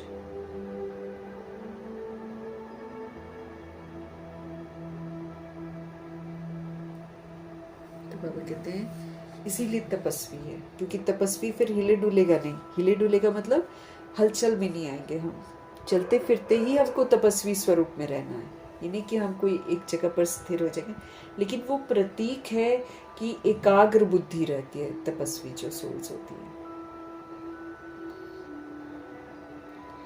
तो अपने आप को महान तपस्वी आत्मा समझना है। हम महान तपस्वी आत्मा है, शिव बाबा की श्रीमत पर चलने वाली हम आत्मा है। और तपस्वी, महान तपस्वी आत्मा ज्वाला रूप शक्तिशाली याद द्वारा प्राप्ति की जो किरणें हैं जो बाबा से हमको मिलती हैं, उसकी अनुभूति करनी भी है और दूसरी सोल्स को करानी भी है। हमारा तपस्वी स्वरूप औरों को देने का स्वरूप है, उसको बोलते तपस्या। कोई कुछ भी करे, बाबा कहते हैं तुम सतोगुणी पाठ हो जाओगे। आपका तपस्वी स्वरूप औरों को देने वाला स्वरूप है कि मुझे देना है, भगवान से मिला हुआ मुझे सिर्फ देना है, देना है, देना है। सूर्य की तरह बन जाना है। अब सूर्य ये थोड़ी बोलता है कि कोई देगा तो मैं दूंगा, उसका काम है रोशनी देना, उसका काम है जर्म्स को भस्म कर देना।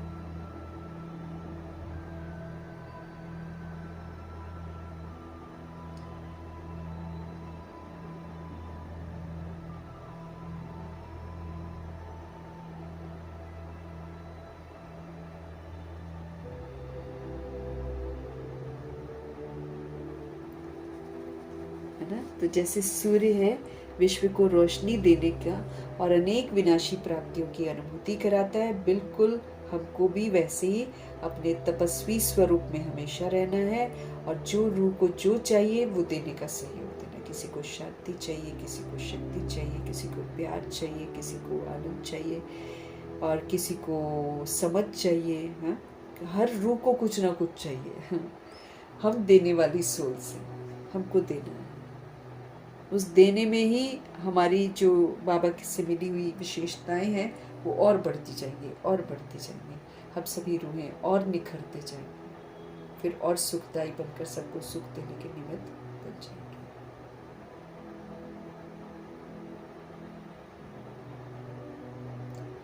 मीठे परमात्मा जी की मीठी समझाने के लिए तहे दिल से हम उनका धन्यवाद करेंगे। ब्रह्मा माँ का धन्यवाद करेंगे, जगदम्बा माँ का धन्यवाद करेंगे, गुलजार दादी जी का धन्यवाद, अष्ट रत्नों का धन्यवाद, नवग्रहों का धन्यवाद, एडवांस पार्टी की सारी सोल्स का धन्यवाद, बची हुई जितनी भी आत्माएं हैं सबका धन्यवाद, पांच तत्वों का धन्यवाद, ड्रामा का धन्यवाद, प्रकृति का धन्यवाद, माया का धन्यवाद, यमदूत का धन्यवाद, करोड़ों की आबादी का धन्यवाद, साधनों का धन्यवाद, साधन बनाने वालों का धन्यवाद, साथ में रहने वाली सोल्स का धन्यवाद, आप सभी सोल्स का धन्यवाद, साथ में रहने वाले अविनाशी खजानों का धन्यवाद, समय का धन्यवाद, शरीर रूपी इंस्ट्रूमेंट का धन्यवाद, पूरे यूनिवर्स का धन्यवाद, आप सभी सोल्स का धन्यवाद, सृष्टि की मेहमान नवाज